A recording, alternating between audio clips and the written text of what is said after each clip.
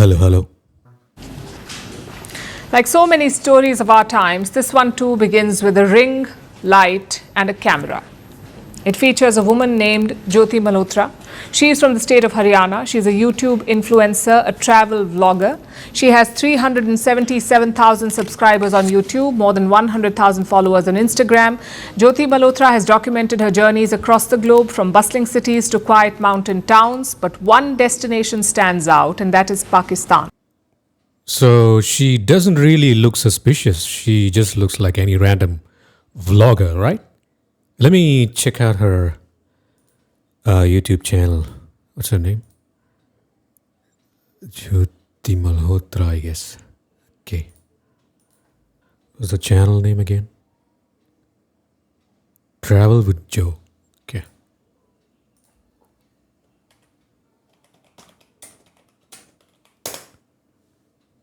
Ah, there it is. Oh my God! DJ Sakhar. She's got 90,000 subscribers. Let's see her videos. The most popular ones. Yeah. Pakistan. That's okay. Pakistan. A lot of Pakistan content. Yep. Cities to quiet mountain towns, but one destination stands out, and that is Pakistan. Right. She's been there multiple times. Images of her trips have now gone viral. One of them shows her with Maryam Nawaz, the Chief Minister of Pakistan's Punjab province. Oh. Jyoti's last trip to Pakistan was in March this year. Okay. And now she's behind bars, arrested on suspicions of being a spy for Pakistan. Here's what the authorities are saying. Jyoti Malhotra was in touch with a Pakistani diplomat, an official in their High Commission in New Delhi, someone who was expelled after the Pahalgam attack. Okay. Investigators say Jyoti's trips were sponsored, that she was in touch with Pakistani officials, she shared sensitive information, and that she was being developed as an asset. She was being groomed by them. But I have a question. Like a person like her, I mean, what kind of intel can she gather, or what kind of intel can she provide to the ISI? I don't really know. Her family calls these allegations preposterous. They say that she was only vlogging. That's video blogging. Really? I'm sure more details will emerge as the investigation proceeds. But this case is just the tip of the iceberg. In the last few days, there have been at least 11 other arrests across 3 states. These are people who came from different walks of life: a businessman, a techie, a student, even a security guard, all connected by a single serious allegation: spying for Pakistan. Another key arrest is from the state of Uttar Pradesh. It was a businessman named Shehzad. On paper, he ran cross-border trade, but investigators say he went far beyond commerce. Right. He's said to have been an ISI point person. He helped them recruit people. How? He was also believed to be selling Indian currency and SIM cards to them. Oh. Then there's a postgraduate student. He was spying on Indian military installations. He passed sensitive details about the Patiala Air Force Station straight to Pakistan. Oh my God. One guy allegedly even developed an app. He made it to stay in touch with his Pakistani handlers. As we speak, more people are being rounded up. These arrests reveal a complex... I mean, why are they covering his face? I don't understand. You've already put up the photographs. So what's the point in covering their face? web of espionage. It's disturbing, but neither surprising nor new. Right. Pakistan's ISI has long cast its net on Indian civilians. After all, that's what the agency was built to do. The Inter-Services Intelligence, ISI, was founded in 1948. Since then, it has operated like a state within a state. Over the decades, it has built a sprawling espionage network. Right. It targets India's military infrastructure, its political fault lines, and increasingly, its digital spaces. The strategy is quite simple. So she's basically hanging out with Pakistan. It looks like Pakistan police, or Pakistan army, I don't know. Blend in. Do not rely on known assets. Use ordinary people, exploit their vulnerabilities, financial or otherwise, and use them as modes in a... Yes, so these people, these handlers or whoever that is, say, so they target people who are desperate for money, right? So she should have been desperate for money at some point in her life. And I think she just gave in to the temptation, A larger machine. right? It worked in the 1990s with cross-border operatives in Kashmir. It worked in the 2000s with double agents. Oh, In fact, in 2010, there was a case of Madhuri Gupta, an Indian Foreign Service officer. She was convicted of spying for Pakistan. And now the ISI seems to be turning to ordinary people. Between okay. 2013 and 2016, India arrested 46 Pakistani spies. 46 spies in 46. 3 years. They were arrested from across the country. And now a new round of arrests has Wow. begun. What does it tell you? Even when the battlefield looks silent, the battle is on. Right. When it's not their terrorists, it's their soldiers. When it's not their soldiers, it's their spies.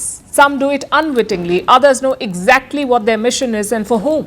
What do you mean unwittingly? I don't understand that. I don't think that anyone is doing this unwittingly. This is a very, very serious thing. I mean, they know what they're getting into, Either way, it's a low visibility, high impact game. right? Use the unlikely, stay off the radar, keep it plausible, and do not leave a trace. Yes. That is how it works. And I think among these 6 or 7 people who are arrested, I think she's the only one who has like sort of like a public life because she's a YouTuber, right? But other people are just like common people, And that's also why it's so hard to stop. right? Because the best spies do not look like spies, they look like you and me. And that is the real challenge. At first post, we are choosing. Right. So the point is they are just mingling with common people. So how does one identify like who is a spy, or I mean how does one identify whether someone I suspect is a spy? Maybe we'll ask ChatGPT about that. Okay, so I live in India. How do I identify a potential Pakistani spy living among us? Do you have any tips? Yep. It's important to approach such topics with caution, responsibility, and sensitivity. Yes, yes, yes, yes. Okay, I hope nobody knocks on my door for searching this, but I'm just trying to find out how I can be safe and how I can keep my family and others safe. Okay, red flags only in a border intelligence security context. These do not confirm anything, they are just patterns and trained professionals may monitor in specific high risk areas. Unusual interest in sensitive information. Repeatedly asking about military, government, critical infrastructure, or internal corporate strategies. Oh, so they keep asking questions about such things. Right. Frequent or secretive communication with foreign contacts. I think that student who developed an app, I think he was doing that, right? Particularly if done using encrypted channels, burner phones. I think someone smuggled SIM cards over to Pakistan, I guess, or avoiding normal means of communication. Right. Unexplained wealth. Yeah, of course. Living beyond one's known means. Right. Sudden foreign travel. I think in case of Jyoti Malhotra that happened.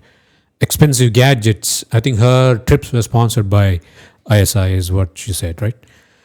Or unexplained income. Yep. Inconsistent identity documents or background stories. Yeah. So they are lying and their stories don't line up. If someone's claimed background doesn't add up or their documents are suspicious. Yes. Avoidance of documentation or surveillance. Avoids ID verification. Yeah. Is reluctant to be photographed or avoids areas with CCTV. Right. Unusual behavior near strategic locations. For example, being spotted repeatedly near military bases. Oh, yeah. They may be taking photographs. That's not allowed, right? That's prohibited. You're not allowed to take photographs near military bases. Research centers, border areas, etc. What you should and should not do. Do not confront or accuse anyone directly. Yeah, we don't do that. Do not spread rumors or assumption. Yes. Do report any genuinely suspicious behavior to your local police or IB. I guess that's Intelligence Bureau via the official channels.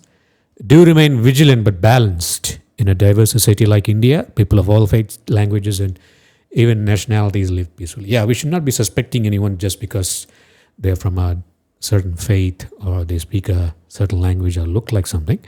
But this is just for a common, understanding and knowledge, so that if at all we suspect someone, we can be vigilant, right?